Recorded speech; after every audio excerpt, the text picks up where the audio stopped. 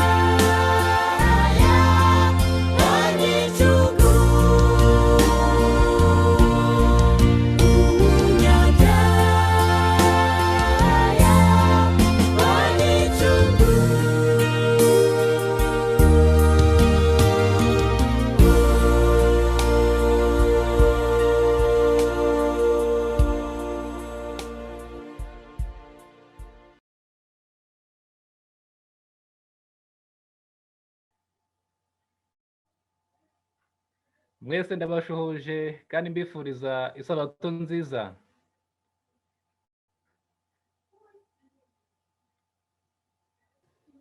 umunsi w'umunezero. Uwiteka akomeze kubishimira. Reka nshimire gahunda zose zatambutse, uburyo Imana yakomeje kuziyobora, kandi reka nshimire ababwiriza bagenzi banjye Korali Golden Gate Singers, uburyo batugejeho ubutumwa bwiza. Imana ibaho umugisha. Korali, Imana ibaho umugisha kandi bongerere impano.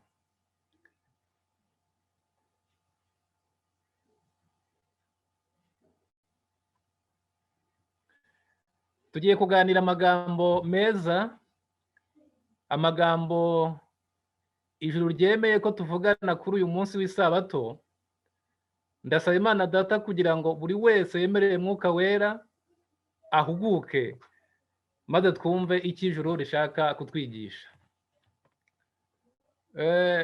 Ariko mbere yo gutangira, reka nanjye nsuhuze abantu turi kumwe muri iki cyigisho cyangwa se ikibwirizwa, bari hirya no hino ku isi.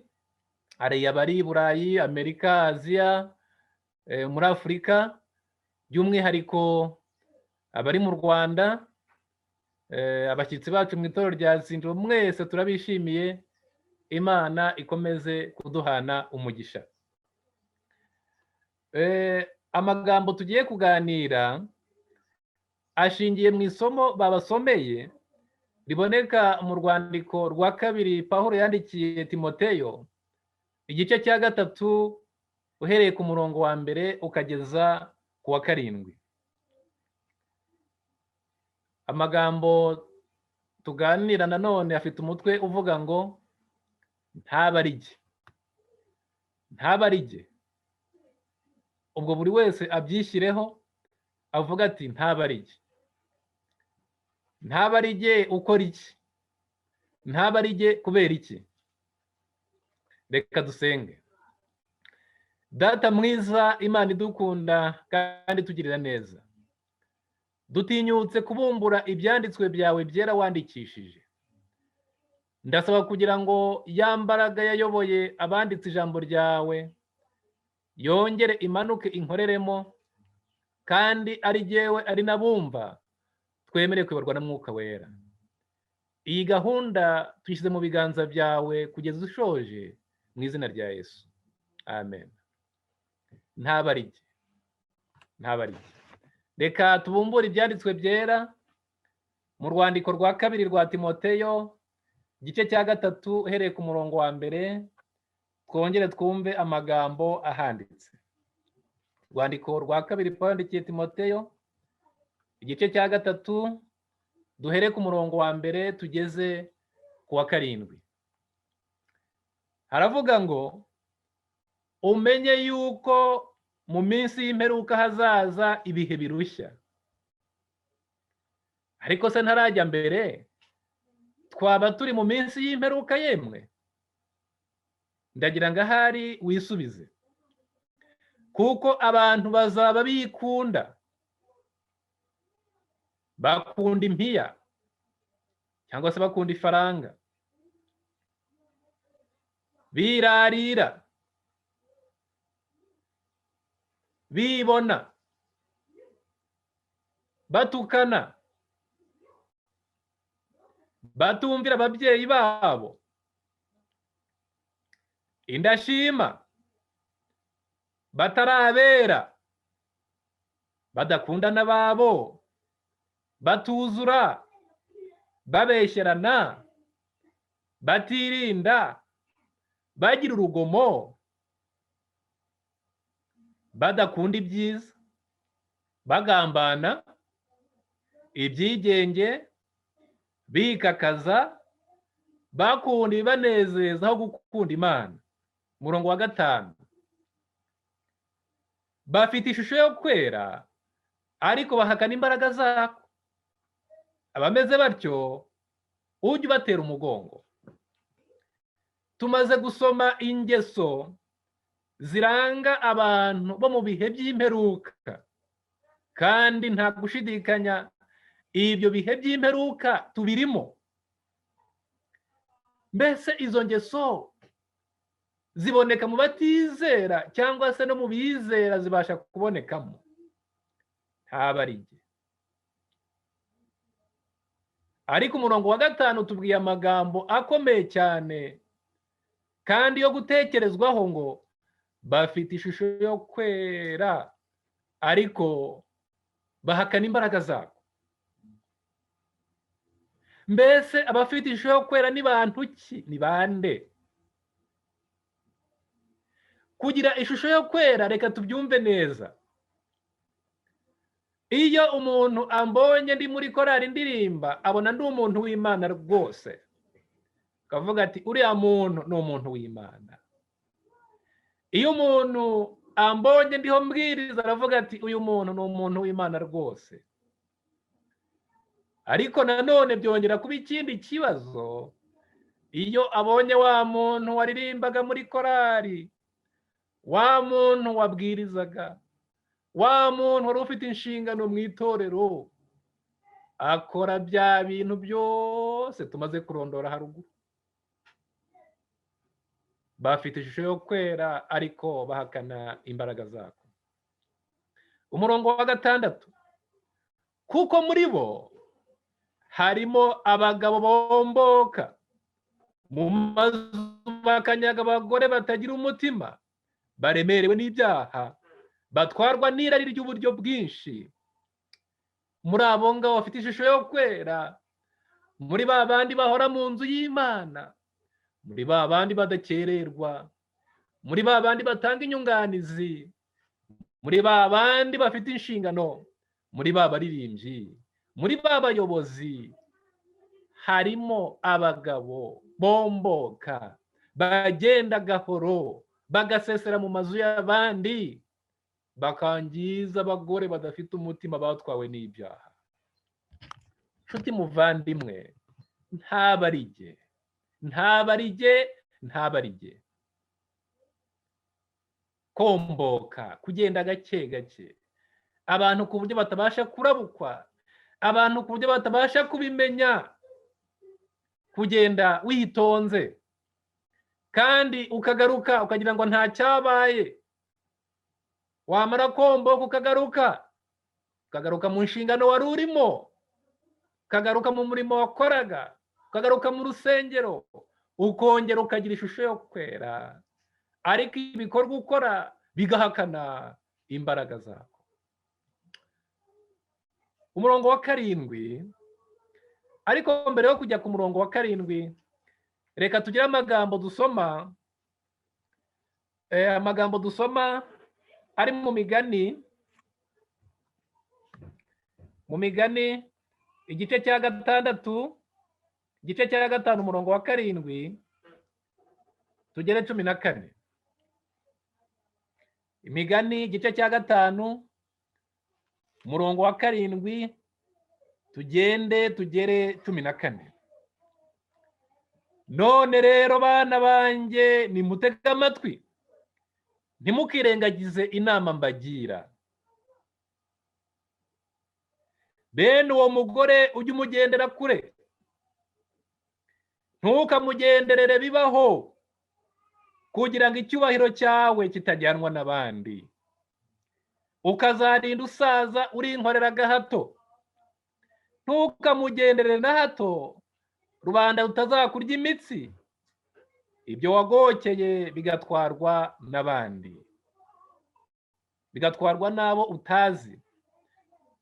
Amaherezo uzatura umuborogo, kuko imbaraga zawe zimaze kuyoyoka, bityo uzicuza uvuga uti sinakurikije inama nagirwaga, nta nubwo nemeye gucyahwa, ntabwo numviye abayobozi banjye, nta nubwo nateze amatwi abanyigishaga.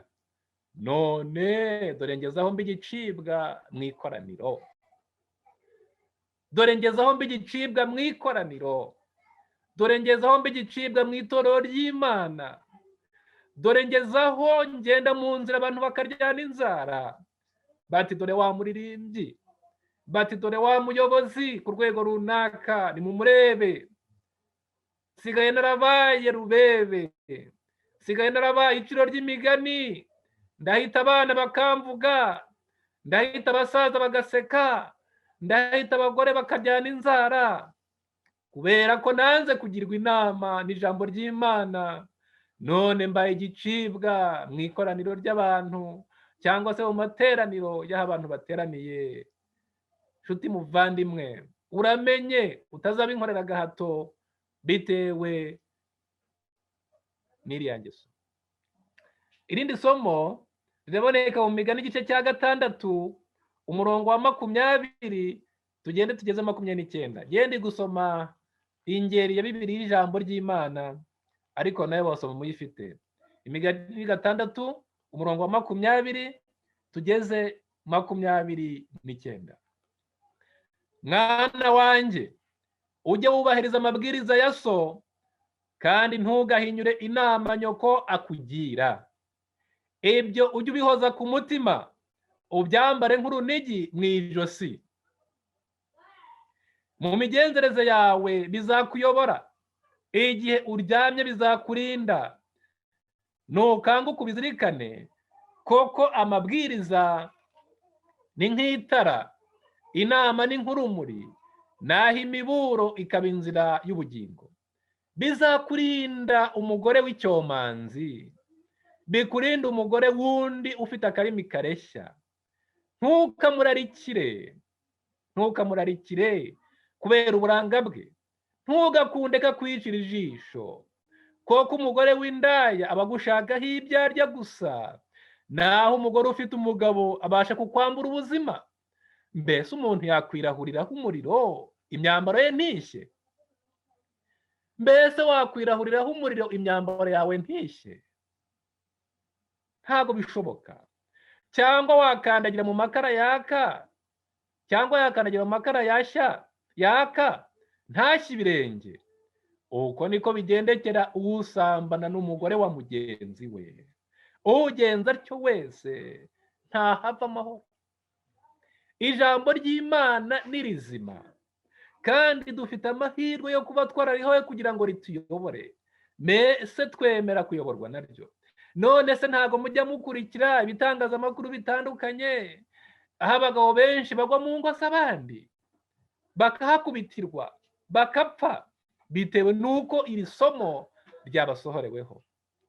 Kandi reka mbabwire, niyo utahapfira, niyo utahakubitirwa, burya uba wamaze kuba ikigoryi, niko ijambo ry'Imana bivuga. Uba wamaze kubura ubwenge, uba wamaze gupfa uhagaze, ubwenge buba bwaragiye. Kandi ngo uwo mugore nta kindi agushakaho usibye ibyo arya gusa. Hari benshi batabasha kwita ku ngo zabo, ariko bashimishwa no kujya gutunga ingo zabo batasezeranye. Ibyo turabyumva hirya no hino, ibyo turabibona, kandi igiteye agahinda ntago biri mu batizera gusa, ntago biri mu batazi ukuri, ahubwo no mu b'inzu y'Imana byamaze kugeramo, kandi dufite ishusho yo kwera. Tumara gukora ibyo ngibyo tukaza tukajya mu nshingano zitandukanye, tukaririmba, tukayobora, tugatanga inyunganizi, nyamara ibyo byose twirengagije ko tubikora. Mbese wakwirahuriraho umuriro imyambaro yawe ntishye? Mbese wakandagira mu makara yaka ibirenge ntibishye? Ntibishoboka. Uramutse ukandagiyemo washya. Mbese urashaka gushya? Ntekereza ko ntawe ushaka gushya. Reka dusubire, turacyari mu Migani igice cya 6, noneho ku murongo wa 30, umurongo wa 32 tugere 35. 32 tugende tugere 35. Usambana n'umugore wundi ni igipfamutima, yabuze ubwenge, yapfuye ahagaze. Ugenza atyo aba yiyambuye ubuzima. Nshuti muvandimwe, nta buzima uba ufite. Umugabo we azakwica, abana be bazakwica, nibatanakwica wamaze gupfa uhagaze, nta bugingo uzabona.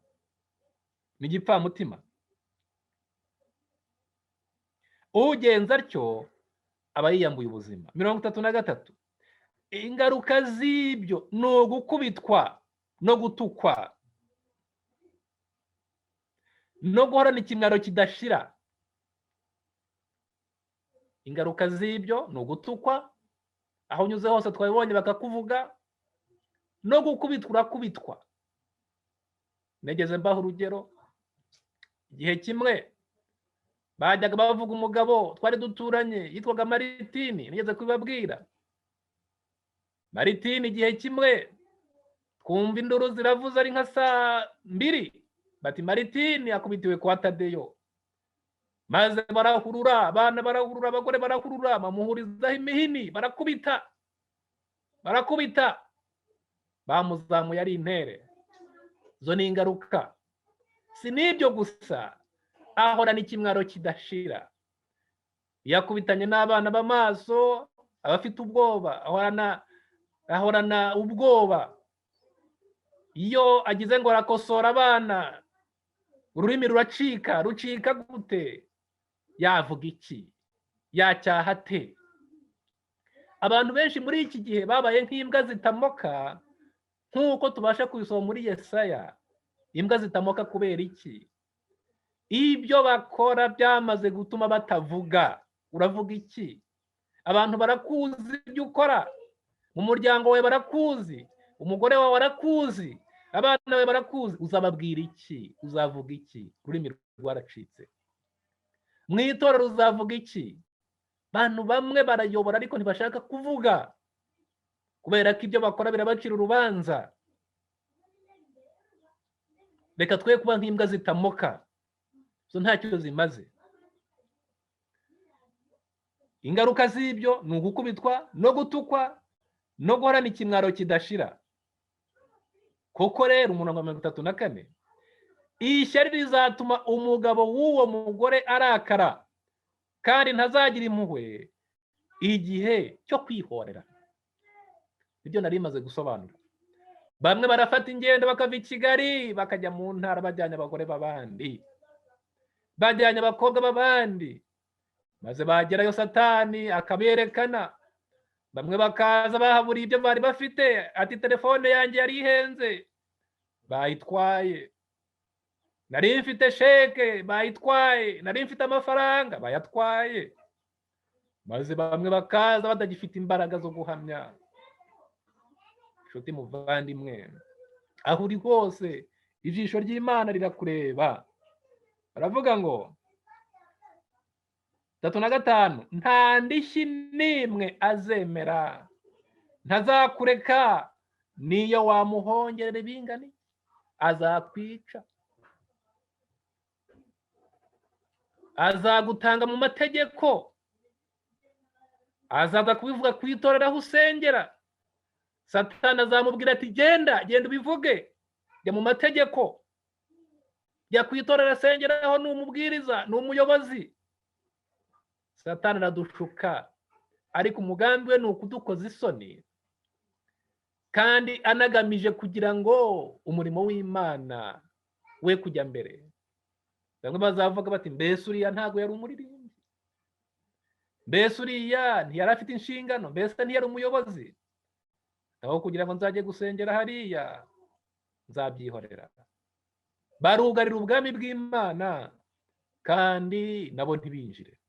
Reka twikomereze kuri rya somo ryacu twatangiriyeho, riboneka mu rwandiko rwa 2 rwa Timoteyo igice cya 3 umurongo wa 1 kugeza 7. Twari tugeze ku murongo wa 7. Umurongo wa 7 niho twari tugezeho, aho batubwira ngo bahora biga ariko ntago babasha kugira ubwo bamenya ukuri. Abo bantu bahora biga ariko ntabwo babasha kugira ubwo bamenya ukuri. Bahora mu byanditswe byera batukumbura, bahora batanga inyunganizi, bafite ubuhanga bwinshi mu byanditswe byera, ariko kwiga ntacyo byari bitwaye. Ariko se niba twiga ijambo ry'Imana ntiturigenderemo, byatumarira iki? Imana ikomeze kutwumvisha uko tumeze, kandi tubashe guhindukira. Reka tubumbure ibyanditswe byera, dusome isomo riri mu rwandiko rwa mbere rwa kabiri Pawulo yandikiye Abanyakorinto, igice cya 13 umurongo wa 5. Urwandiko rwa mbere rwa kabiri Pawulo yandikiye Abanyakorinto, igice cya 13 umurongo wa 5. Tuhagere. Ntekereza ko twamaze kuhagera.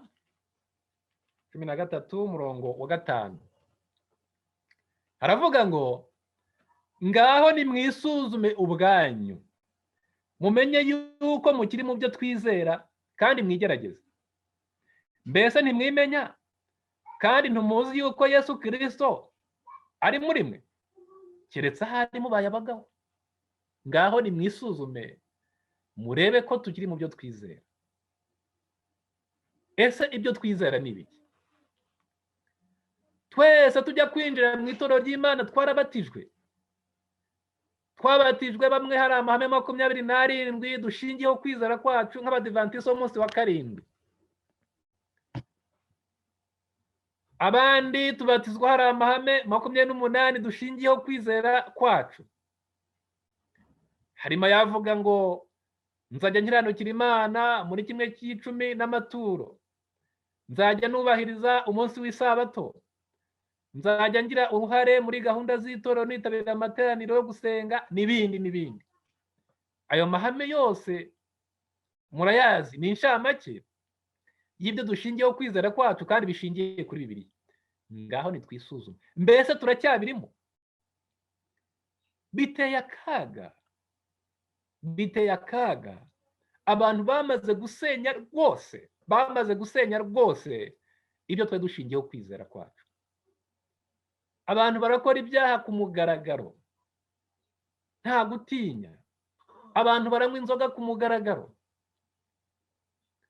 Mu minsi yashize nagiye ahantu ku muntu w'inshuti, noneho famiye yari yateranye, hari ibyo bariho baganiraho, maze uwo muntu nari nagiye gusura yari yarambwiye ati, ababyeyi banjye n'abadivantiste rwose babikomeyemo. Nuko igihe nageragayo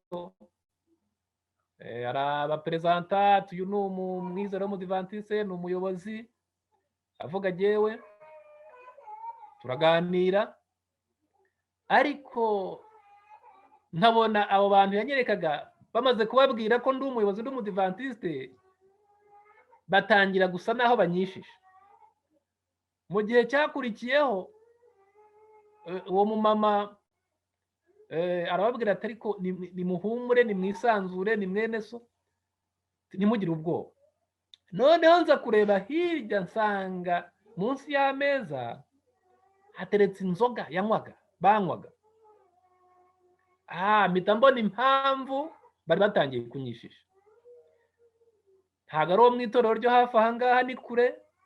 Wenda byashoboka ko yavuze ati, mba ngeze amahirwe mvuye iwacu mu izindiro, none ngeze i Musanze nta muntu nzi, reka ninywere ku nzoga.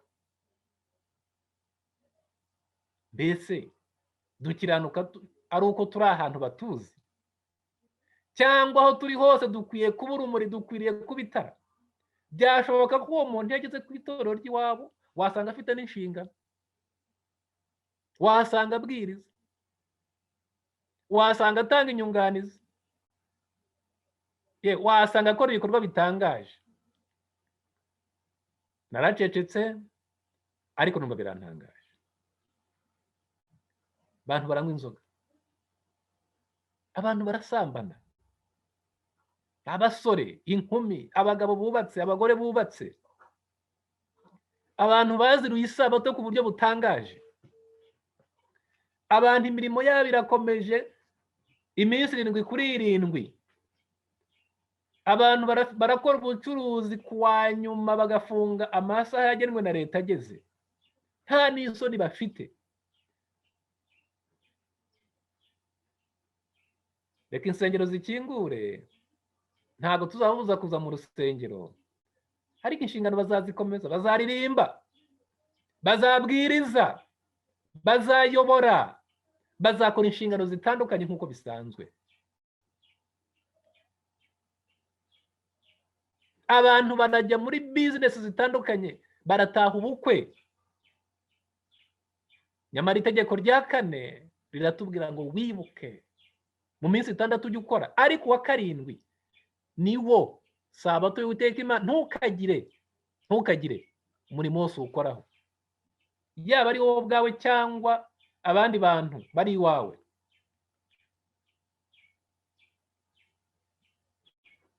Bandi baraza ku isabato, imirimo yabo igakomeza igakora, bandi barirwa baryamye. Mbega ishyano, mbega kaga. Ngaho ni mwisuzume, murebe niba mukiri mu byo twizera. Kambabwire, Ezekiel yaravuze ngo mwana w'umuntu, abantu barakuganira. Reka mbabwire ko aho dutuye baratuzi, erega bazi niba uri umudivantiste. Abantu baribaza batari uriya muntu ko ari umudivantiste kuki aturuza ku isabato, uriya muntu ko ari umudivantiste kuki yatashe ubukwe. Bakabyibazaho bikabayobera.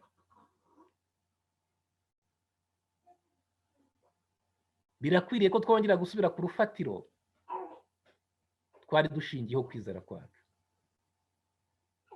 Mbese tube nk'imbwa zitamoka duceceke, tubirebere. Reka mbabwire ko nitutavuga Imana izabitubaza.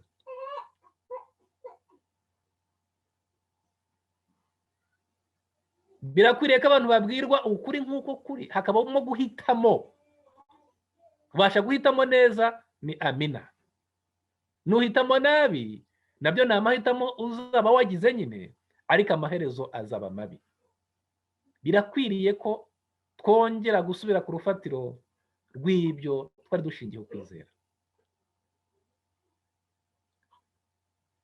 Ellen White yanditse amagambo akomeye avuga ngo mu gihe cyiza iyo urebye ibiti ubona bitoshye kandi ibibabi byose ubona bifashe ku giti, ariko igihe cy'impeshyi kije hakaza umuyaga udasanzwe, niho umenya ikibabi cyari gifashe n'ikidafashe. Reka mbabwire ko iyi COVID-19 yorosoye byari bitwikiriye byinshi. Yagaragaje uko abantu bari bateye, yagaragaje abari bashingiye kwizera kwabo ku bandi, yagaragaje niba twari dukomeye muri Yesu, niba twari dufashe ku giti dukomeye, niba twari turi kuri Yesu, cyangwa se twari tumeze nka bya biba binegetse ku giti, umuyaga waza ugahuha maze byose bikagwa hasi. Nimureke dukomerere kuri Yesu we rutare rutanyeganyega. Nimureke tumukomeze. Abari muri Yesu nubwo imiyaga yahuha gute ntago bazanyeganyezwa. Tujye mbere. Iyo dusomye amagambo ari mu gitabo cy'umuja Arinjye White cyitwa ubutumwa bwatoranyijwe, umuzingo wa 2, paji ya 63 mu ngeri ya 2011 ahagana hasi. Reka twumve amagambo ahari. Umuzingo wa 2 paji ya 63 isubi ihera, twumve amagambo ahari.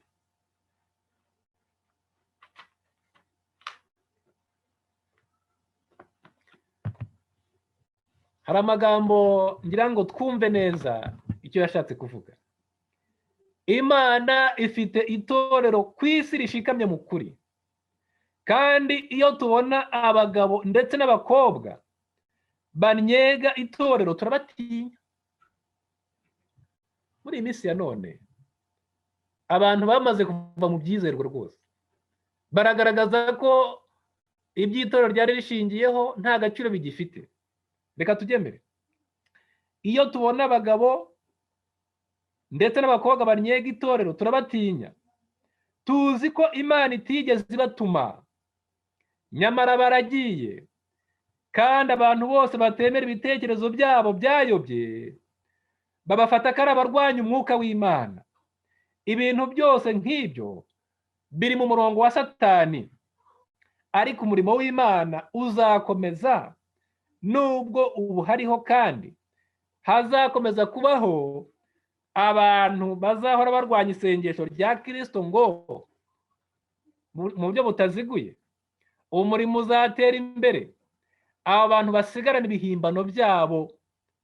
Murajye mwitondera uburyo mwumva. Luka igice cya 8 umurongo wa 18. Niyo nama Kristo atanga. Tugomba kumva tugamije kumenya ukuri kugira ngo tukugenderemo. Yesu arongera akavuga ati, nimuzirikane ibyo mwumva. Mariko igice cya 4 umurongo wa 24. Mugenzure neza, mugerageze byose. Urwandiko rwa mbere rw'Abatesalonike igice cya 5 umurongo wa 21. Ntimwizere imyuka yose, ahubwo mugerageze imyuka yose ko yavuye ku Mana, kuko abahanuzi benshi b'ibinyoma badutse mu isi. Urwa mbere rwa Yohana igice cya 4 umurongo wa 1.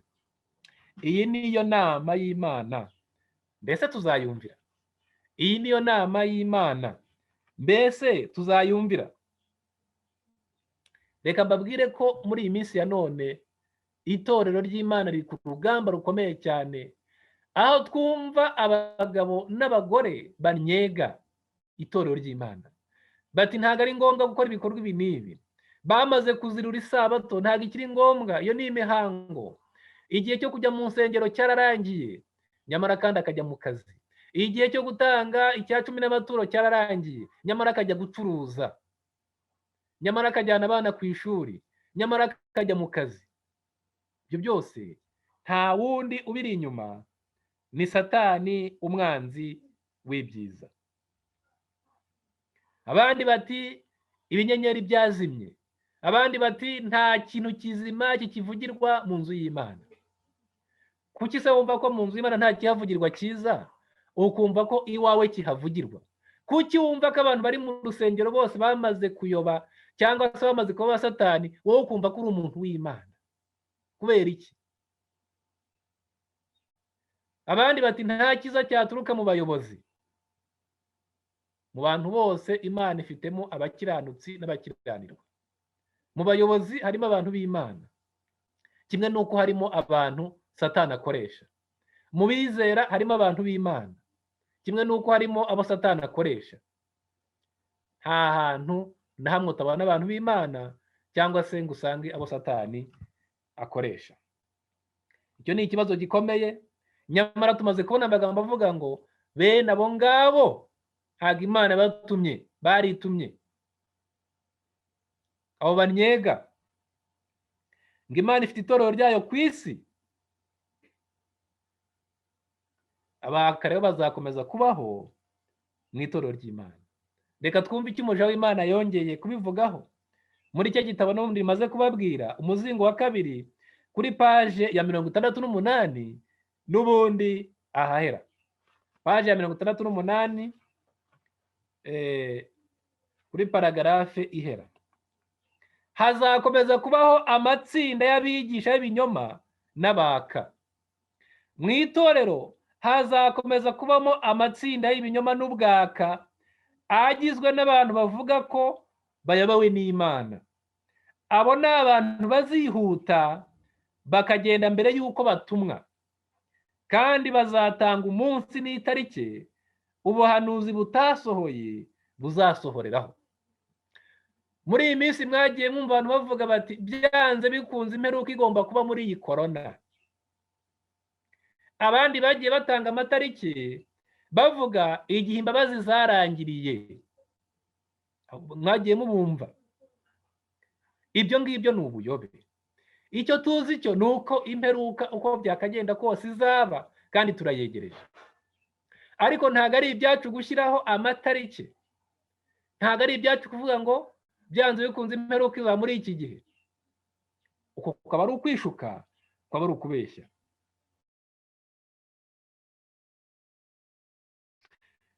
Umwe ibi kubera ko gutsindwa kwabo kugenda gukurikirana, kandi kubayobora mu nzira z'ibinyoma, gutera urujijo no kutizera.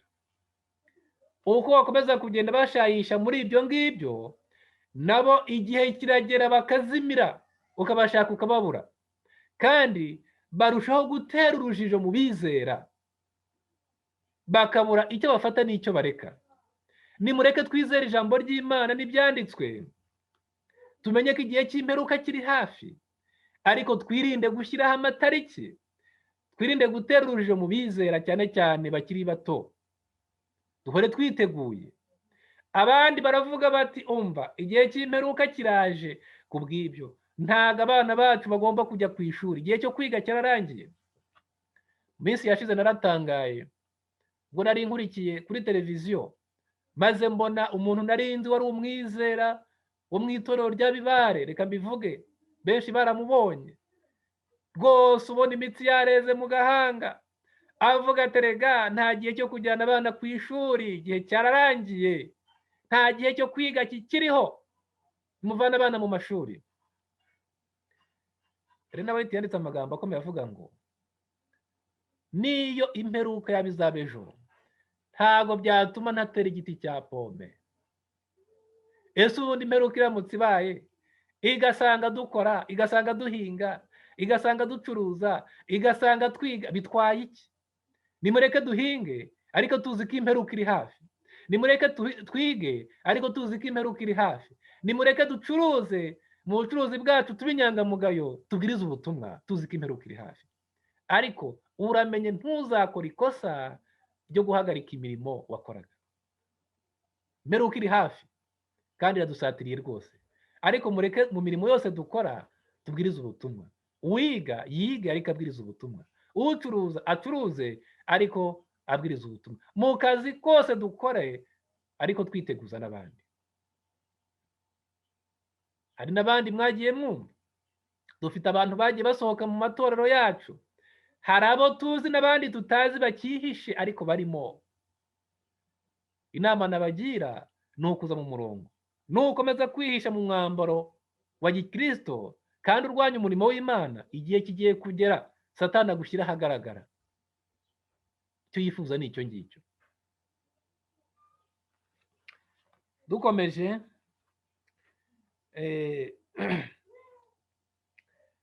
reka dusabe Imana kugira ngo iduhe imyumvire myiza kandi tube mu ijambo ry'Imana, aho niho hari intsinzi. Dufite abantu bafite imyumvire itangaje. Mu minsi yashize nahuye n'umuntu ndamusuhuza, kuriya dusigaye dusuhuzanya bitewe no kwirinda corona, ngize gutya arambwira atumva nutansuhuza nk'uko bisanzwe igendere. Ndamubaza ntese ni ukubera iki? Ati barababeshya ngo corona iriho namwe mukabyemera. Ntimbwiza ukuri se wabimenye ute ko itariho? Ese waba uri umuganga ukaba warakoze ubushakashatsi ugasanga ntayiriho? Ati barababeshya nta corona iriho. Ati nsuhuza niba utanshuje nk'uko bisanzwe igendere. Twagiranye ikiganiro kirambuye, birangira tutumvikanye ku byo yambwiraga, ariko abo bantu bose bahoze muri twebwe barazerera hirya no hino batangaza ko corona idahari, baratangaza ko kwambara udupfukamunwa atari ngombwa. Mu minsi yashize ku itorero rimwe ritari muri uyu mujyi wa Kigali, hari itsinda ryafatiwe mu rugo risenga, nuko babajyana ku murenge barabigisha, bamwemera kuva muri iyo myumvire yabo. Abandi baranangira baravuga ngo ntago dushobora kuzambara agapfukamunwa, ntago dushobora kuramya mutagatifu gapfukamunwa, na n'ubu baracyafunze. Iyo ni imyumvire, ni imyumvire. Nshuti muvandimwe, reka mbabwire ko dukwiriye kuba maso, dukwiye kuba maso kurenza ikindi gihe cyose twabereyeho. Bamwe barabishyira ku mugaragaro, ariko hari n'abandi bakihishe bagenda bacengeza iyo nyigisho hirya no hino. Nta nyigisho twahawe ari izo kurwanya ubuhanga bwa siyansi mu gihe ntacyo bututwaye. Mu gihe bufite impamvu nziza, nta mpamvu yo kuburwanya. Kuba ari ukwishyira mu kaga. nitubwirize ijambo ry'Imana nk'uko tudaciye ku ruhande, ibyo abahanga batubwira bidafite icyo bitubangamiyeho tubyakire, icyo akoze ikizaza kibangamira umudendezo wo gusenga n'amategeko y'Imana, ikiruta ni ukumvira Imana kuruta kumvira abantu. Niko ijambo ry'Imana rivuga. Hari abandi dufite avuga ati ntago mbasha kujya guteranira kuri Zoom, barahari mu matorero yacu, barahari. Ati naba nicaye imbere bigirwamana, kwicara imbere ya mudasobwa nk'uku nguku cyangwa imbere ya telefone ni ukwicara imbere bigirwamana. Nyamara kandi iyo yicaye imbere ya mudasobwa ari mu biro ari gukora akazi, ntavuga ko yicaye imbere y'ikigirwamana. Iyo yicaye imbere ya mudasobwa ari mu ishuri, ntavuga ko ari imbere y'ibigirwamana. Bihinduka ibigirwamana iyo biriho bibwirizwaho ijambo ry'Imana. Dukwiye kugira imyumvire myiza, kandi kugira imyumvire myiza nta kindi ni ukuba mu ijambo ry'Imana. Hari ibintu bibiri Satani ateza itorero kugira ngo arigushe. Icya mbere, Satani ateza ubwaka mu itorero. Ubwaka ni ikintu kibi. Abantu bakaguruka bagafatira ibintu mu kirere, bakaka rwose. Icyo ni kimwe. Ikindi kintu ateza ni ubukonje. Abantu bagakonja rwose, bakaba abanyamihango gusa itarangira. Ibyo bintu uko ari bibiri ni ibyo kwitonderwa. Ubwaka n'ubukonje, twenduka abanyamihango gusa ariko tudahinduka. Kugira ngo dutsinde ibyo bintu uko ari bibiri rero, biradusaba kuba mu ijambo ry'Imana, tukumva icyo Imana itubwira tukanasenga. Tukirinda kujya hejuru y'ibyo Imana ivuga, tukirinda kuba abantu bakonje mu by'Imana. Ngibyo ibintu Satani ateza itorero ry'Imana. Uzabisoma mu gitabo cyitwa Ubutumwa Bwatoranyijwe, umuzingo wa 2, ayo magambo aranditse. Ibyo rero nibyo tubona muri iyi minsi ya none. Ndetse iyo amaze guteza ubwaka nk'ubwo ngubwo, ahagurutsa abandi bantu nanone bagiye kuburwanya, bakaburwanya mu mbaraga ikomeye cyane, bagasa nabo bashaka kugira ngo nanone abantu bigumire mu byo bahozemo. Ngiki cyo Satani ashaka, kugira ngo acanganyikishe abantu b'Imana. Ariko abari mu ijambo ry'Imana bahora bari maso, iyo mitego yose ya Satani bazayitahura. Ibyo ntago ari iby'iki gihe, muza amatsinda yagiye avuka, ntago nshaka kuyasubiramo cyane ariko arahari. Hari amatsinda yavutse avuga ngo bamaze gutsinda kamere, maze bategeka abagabo n'abagore kujya barara ahantu hamwe kugira ngo barebe ko kamere bayitsinze. Icyavuyemo abantu batwaye inda, abantu bashenye ingo, ugasanga umugabo runaka yateye umugore w'abandi inda ngo bagira ngo barebe ko batsinze kamere. Ibyo byarabaye. N'uwari ushorera iryo tsinda arahari, n'amazina arazwi, sinshaka kumugarukaho. Uzabishaka azanyegere nzamuha amazina, nawe wamushaka akabikubaza. Ibyo byose byarabaye. Abandi baravuga ngo ubwaka ni ikintu kibi. Abandi bati ntago twari imyumbati yageretswe ku bishyimbo. Ibishyimbo byamaze gusambana n'imyumbati. Iyo nyigisho irahari. Abandi bati ntago twanywa ubushera cyangwa se umusururu, ko babyita ahantu hatandukanye.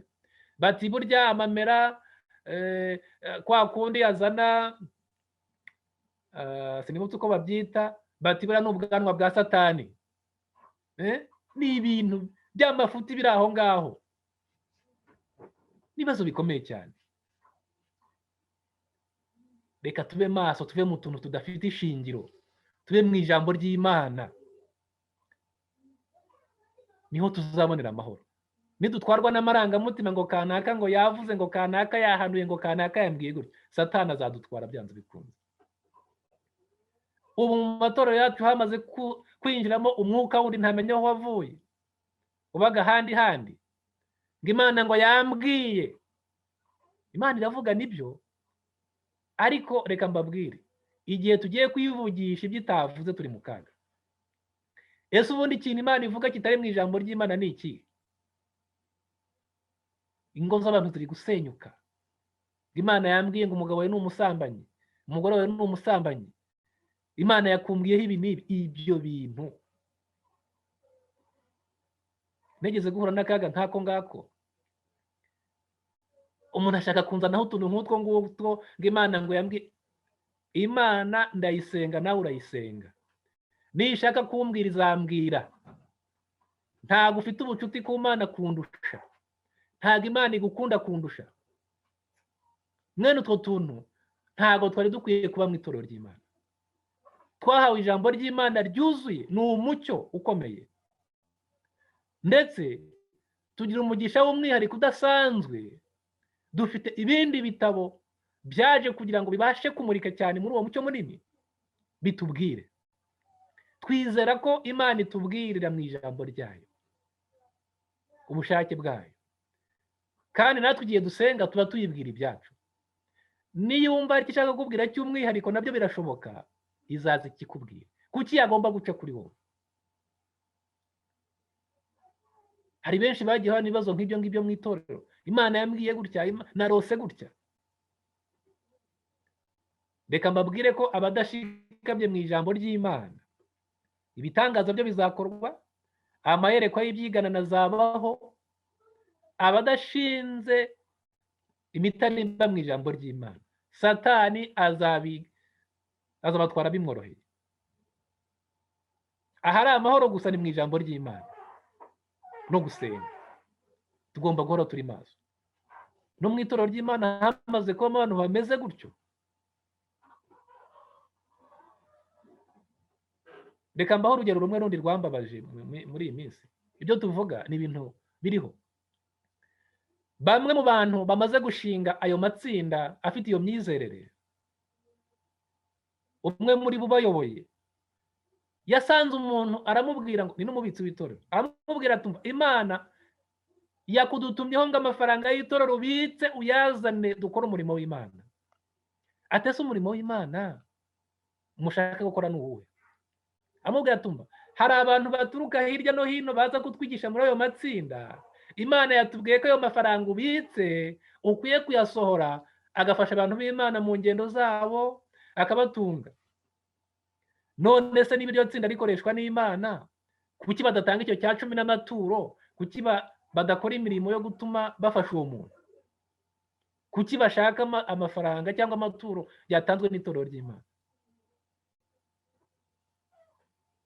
Ijambo ry'Imana rivuga ngo muzamenyera ku mbuto zabo. Nyamara mwene abantu babivuga, iyo ubarebye, niba abantu uzasanga isabato itangira bari mu kazi, niba abantu uzasanga ni ibintu byinshi ubasha kubabonaho. Ni gute wabwira umuntu ngo uri umuntu w'Imana ukandagira amategeko y'Imana? Uwo muntu yaramubwiye atumva, iyo Mana yakuntumyeho genda uyibwire ngo yabyanze. Naramushimye cyane. Itorero ry'Imana rikwiye gukanguka rikava mu tuntu tudafite ishingiro. Dukwiye kwiga ijambo ry'Imana dushishikaye tunasenga, tuzirikana ko impanda y'imperuka iri hafi, ariko amarangamutima yandi tukayashyira ku ruhande. Bitabaye gutyo, Satani azatugira nk'abandi bose. Azatugira nk'andi matsinda nagiye mbabwira, ayiswe gutsinda kamere, ayiswe tumumenye. Abari bagize tumumenye, bamwe mujya muhura, tujye tuvuga ibintu nk'uko biri. Bameze bate?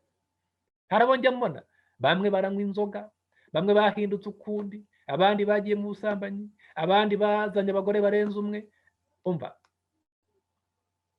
biteye akaga. Twavuga byinshi, reka dukomeze. Reka dukomeze dusa naho twerekeza ku musozo. Iyo dusomye muri Hoseya igice cya 4 umurongo wa 6, Hoseya igice cya 4 umurongo wa 6, tureba amagambo ahanditse. Hoseya igice cya 4 umurongo wa 6 tugeze 7. Hari amagambo avuga ngo ubwoko bwanjye burimbuwe buzize kutagira ubwenge. Ubwo uretse ubwenge nanjye nzakureka we kumbera umutambyi. Ubwo wibagiwe amategeko y'Imana yawe nanjye nzibagirwa abana bawe. Uko bakomeje kugwira niko bagwije kunshumuraho. Nicyo gituma ubwiza bwabo buzahinduka nk'ibikoze isoni. Iyo umuntu yamaze kuva mu murongo w'Imana, ubwiza bw'Imana bwatugaragaragaho butuvaho. Ugasanga umuntu yahindutse ukundi no mu maso, ugasanga yabaye rukushu, ugasanga yabaye nk'ikihebe, ugasanga nta buntu bw'Imana bukimugaragaraho. Erega uku nguku dusa, uko nguku usa n'ubuntu bw'Imana bukuriho. Uramutse ubwikuyeho wareba akakubaho. Bamwe uzasanga bakubitiwe mu tubari, bamwe uzasanga bakomerekejwe, bamwe uzasanga bafite inguma zitagira impamvu, bamwe uzasanga batacyambara neza, bamwe uzasanga bafite amagambo mabi, bamwe uzasanga ari abasambanyi, bamwe uzasanga bakubitiwe mu masoko, bamwe uzasanga ibimenyetso bya Satani bigenda bibagaragaraho bitewe n'uko ubwiza bw'Imana bwamaze kubavaho. Wari umuririmbyi mwiza ugasanga yahindutse umuririmbyi wo mu kabari, wari umubwiriza mwiza ugasanga niwe munyempaka hanze. Mbega Satani ibyo adushakaho, mbega Satani kuntu ari umwanzi gica, mbega Satani kuntu aguhiga. Ntaba ari jye, nyaboneka isubireho. Amagambo twongera gusoma muri cyo gitabo cyitwa ubutumwa bwatoranyijwe muzingo wa 2 n'ubundi, paji ya 55 paragarafu ya 2. Ni amagambo ngira ngo dutegere amatwi nanone. Paji ya 55 paragarafu ya 2.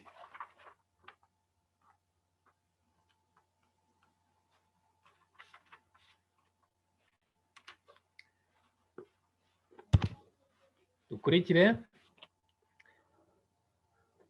Nongeye kuvuga nti Uwiteka ntiyigeze avugira mu ntumwa iyo ari yo yose yita itorero Babuloni.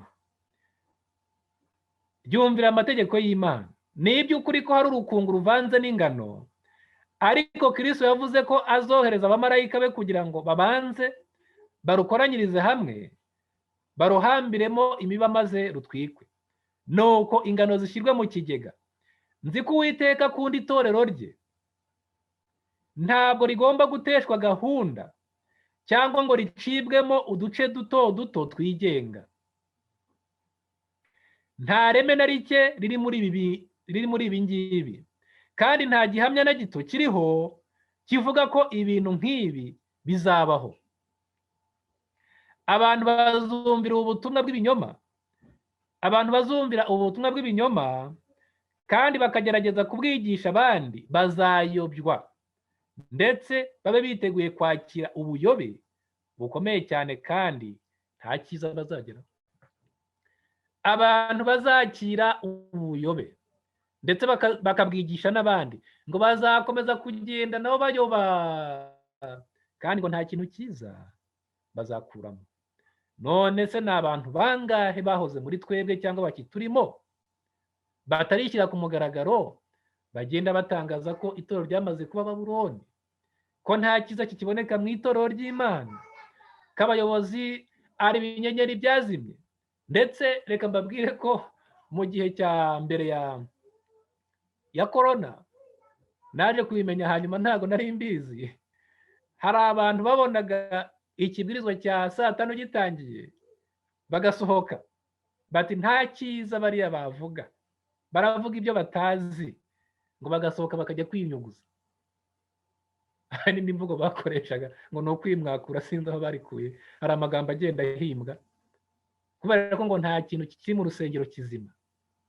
Nyamara reka mbabwire, aho hantu mujya kwikingirana mukazana abantu batanizewe, bakoze amahano hirya no hino, bafashe abana b'abandi.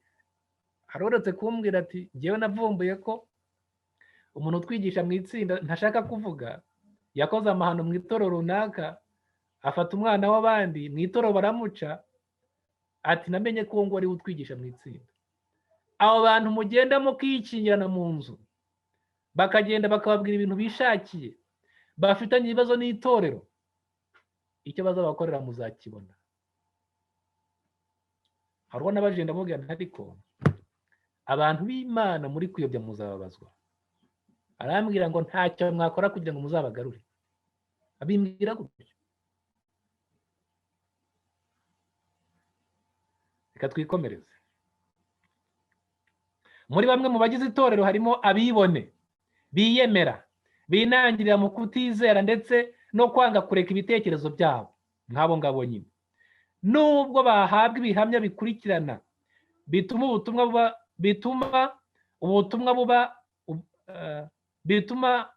ubutumwa bubwerekera Laodikiya, nyamara ibyo ntibizabuza itorero kubona umucyo ngo rireke kubaho. Nimureke urukungu n'ingano bikurane kugeza mu isarura. Icyo gihe abamarayika nibo bazakora umurimo wo kubitandukanya, ntabwo ari umurimo wawe. Ndaburira itorero ry'Abadivantisiti b'umunsi wa karindwi ngo mwitondere uburyo mwakira buri nyigisho yose nshya n'abantu bavuga ko bafite umucyo ukomeye. Mwitonde. Abantu bazavuga ngo bafite inyigisho nshya, ngo bafite umucyo mushya. Umurimo wabo usa n'uwo kuregana ndetse no gusenya gusa. Umurimo wabo usanga ari uwo kuregana no gusenya. Nanjye ndababwira ngo mwitondere mwe n'abo bantu bari muri twe batarashaka kwigaragaza, abigaragaje bo ntacyo batwaye, mu bitondere. Dukomeze kubasengera, dukomeze kubagenderera, dukomeze kuganira ijambo ry'Imana, dukomeze kubakunda, ariko tubitondere.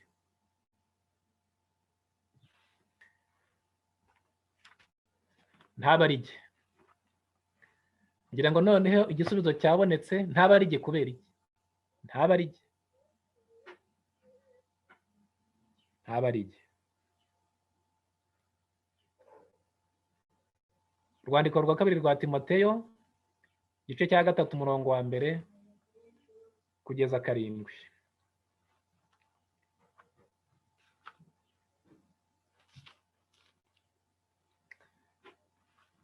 Umenye yuko mu minsi y'imperuka hazaza ibihe birushya, kuko abantu bazaba bikunda, akantu kose ngeraho jya ukitsa. Ntabarige. Bakunda impiya, birarira. Ikintu bita kwirarira kigezweho. Nahoze nganira n'umuntu ambwira ati umugore wanjye ubu ngubu yambujije gusinzira. Atahora ambwira ngo ariko bakanaka ko bafite imodoka baturusha iki? Wowe wayiguze? Wowe waguze imodoka bare baturusha iki? Nyamara umugabo yari afite indi mishinga imubangamiye, yabonaga yihutirwa, ariko umugore amumereye nabi. Arashaka kwereka abandi ko bafite imodoka rwose, kanaka kuri aturusha iki? Ariko ntabwo wamenya ahakura, ntiwamenya imibare afite. Bakunda impiya, birarira, bibona. Abandi baribona, barashaka kwambara imyambaro igezweho nka kanaka. Kwambara si bibi, ariko niba utabifitiye ubushobozi urarudasinziriye. Batukana. Abantu baratukana. Umuntu aragutuka rwose akakwemeza, akagutuka pe. Batumvira ababyeyi babo. Itegeko rya 5 niryo tegeko ry'imisezerano, ariko abantu ntabwo bacyumvira ababyeyi. Niyo mpamvu uzabona abantu barabaye ibikenya, barabaye ibirumbo, barabaye ibihone, kubera ko batacyumvira ababyeyi babo. Indashima. Abantu se barashima? Sibyo no gushima n'umuntu wakugiriye neza n'Imana ntago tuyishima. Imana iraguha umugisha, ikagufasha, ikakuvana mu bibazo byinshi, warangiza ukayitura gukora ibyaha. Batarabera, ibikorwa bakora bituma badahinduka bera, badakunda n'ababo. Nimurumva se abana bisha ababyeyi, ababyeyi bisha abana? cyangwa ababyeyi batabasha kwita ku bana babo ngo bemere bavunike ariko babarere babaho uburezi bwiza byo bakeneye, abo ntimubabona se? Batuzura, barangana, babeshyerana. Iyo umuntu arakubeshyera rwose, kaza akaguhimbira ibintu akabikubita hariya.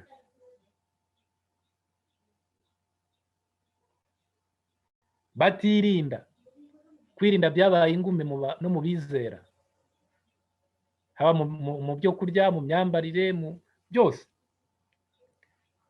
Bagira urugomo, abantu bagira urugomo, badakunda ibyiza, bagambana. Mu bantu b'Imana se baragambana, arakugambanira mu gikirisitu rwose, kandi mwahora ati Yesu ashimwe. Yagera hirya akakugambanira,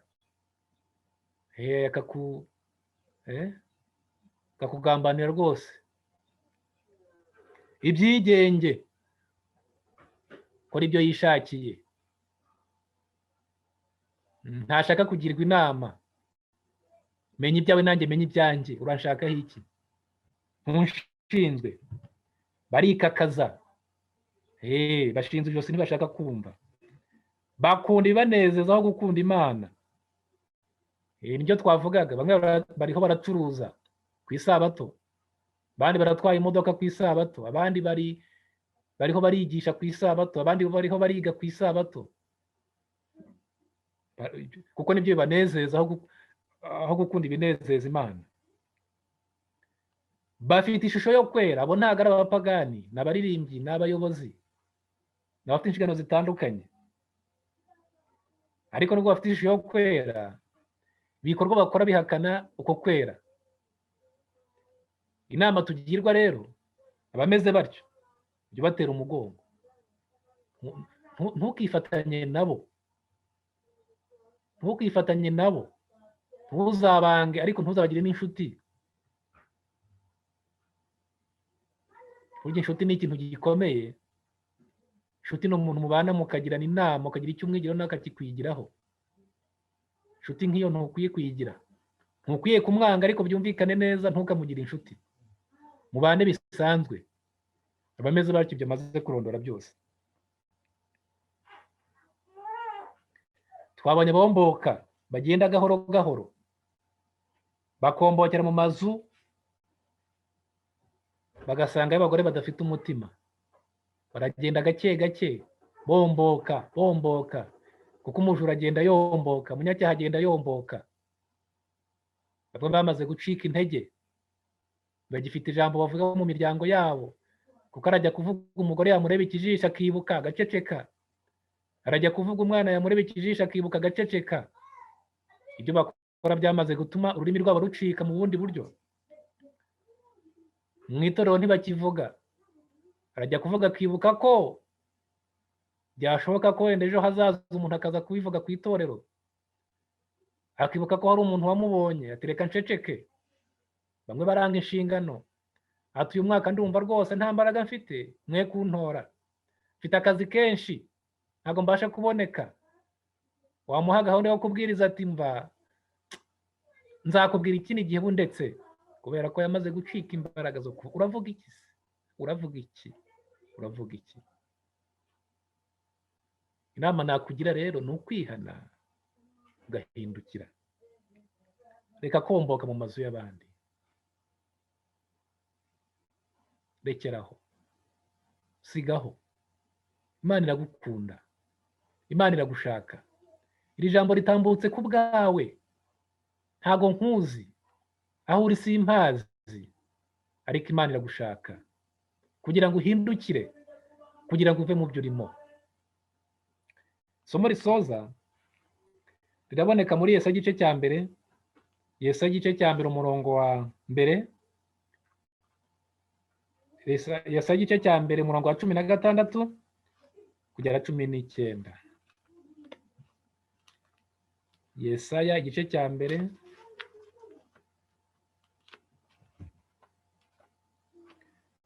umurongo wa 16 tugere 19. Aravuga ngo nimwiyuhagire mwiboneze, mukureho ibyaha byo mu mirimo yanyu biva imbere yanjye, mureke gukora nabi. Icyo ni cyo Uwiteka twifuriza. Mwige gukora neza, mushake imanza zitabera, murenganure abarengana, mucire imfubyi urubanza, muburanire abapfakazi. Nimuze tujye inama. Ariko uzi kuba wakoshereje umuntu akakubwira ngo ngwino tujye inama? Mbega inkuru nziza! Nimuze tujye inama, niko Uwiteka avuga. Naho ibyaha byanyu byatukura nk'umuhemba, umuhemba ni wa mutuku, naho byatukura nk'umuhemba birahinduka umweru bise na sheregi, naho byatukura tukutuku birahinduka nk'ubwoya bw'intama bwera. Umwanditsi yabuze uburyo yabivugamo, akoresha ibikoresho dusanzwe tuzi. Aravuga ati naho byatukura tukutuku birahinduka nka sheregi cyangwa se nk'urubura, birahinduka nk'ubwoya bw'intama bwera. Ubu ntabwo intama zera zigikunze kubaho, ariko intama zera rwose wabonaga ari nziza. Ariko birenze ibyo ngibyo, birenze sheregi, birenze urubura, birenze ubwoya bw'intama bwera, naho byaba bitukura tukutuku. Naho abarakoze bingana iki, niwemera ukaza ukajya inama na Yesu, arabihanagura. Nimwemera mukumvira, muzarya ibyiza byo mu gihugu. Umurongo wa 20 ntabwo nshaka kuwusoma, ndasoreza ku wa 19. Nimwemera mukumvira, muzarya ibyiza byo mu gihugu. Ndabifuriza kurya ibyiza byo mu gihugu. Ndabifuriza kuzabona ubugingo buhoraho. Imana y'amahoro ibeze rwose, kandi mwebwe ubwanyu n'umwuka wanyu n'ubugingo n'umubiri byose birarindwe, bitazabaho umugayo umwami Yesu Kristo azaza. Ibahamagara niyo kwizerwa, no kubikora izabikora. Mukomeze kugira isabato nziza.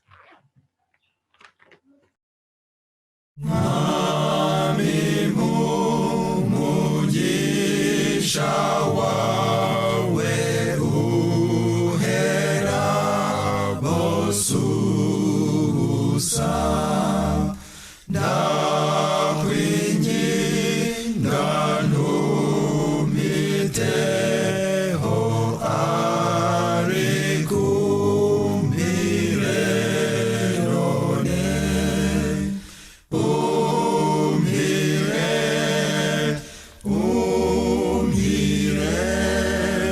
ngo natahane ubusa. Ntusige mubyeyi mwiza, ibyaha byanembeje, nkwiriye gucibwa rwose, ariko mbabarire.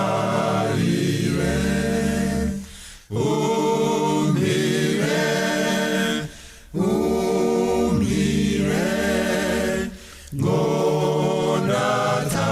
natahane ubusa.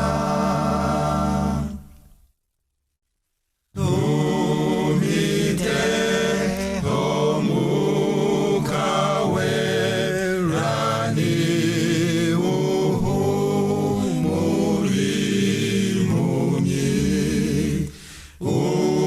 unyemeze uhamya Yesu, mbwira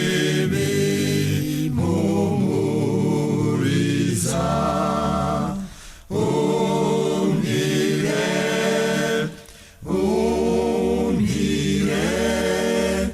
Ngo natahane ubusa.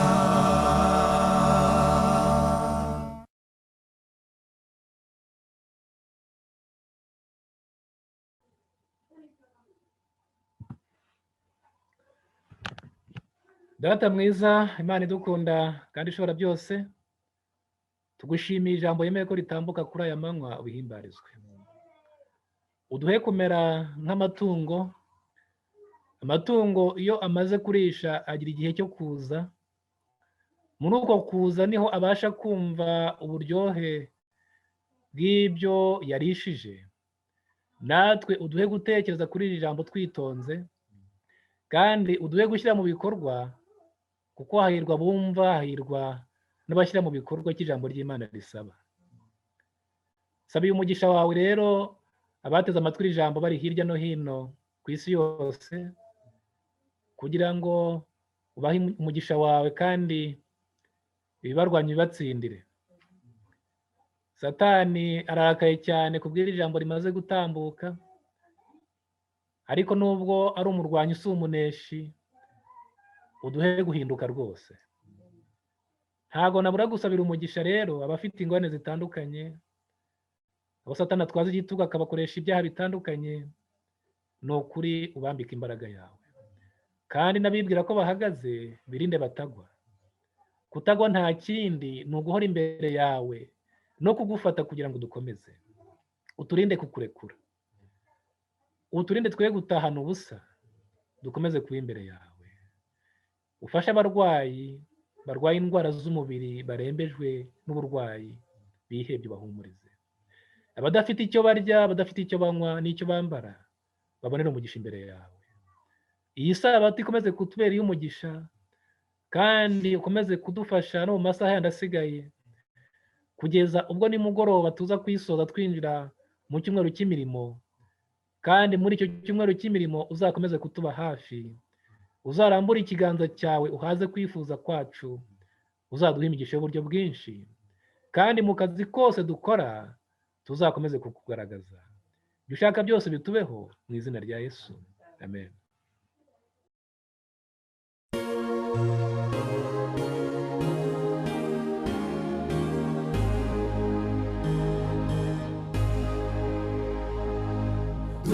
Dufite ibyiringiro by'ukuri ko Yesu azagaruka.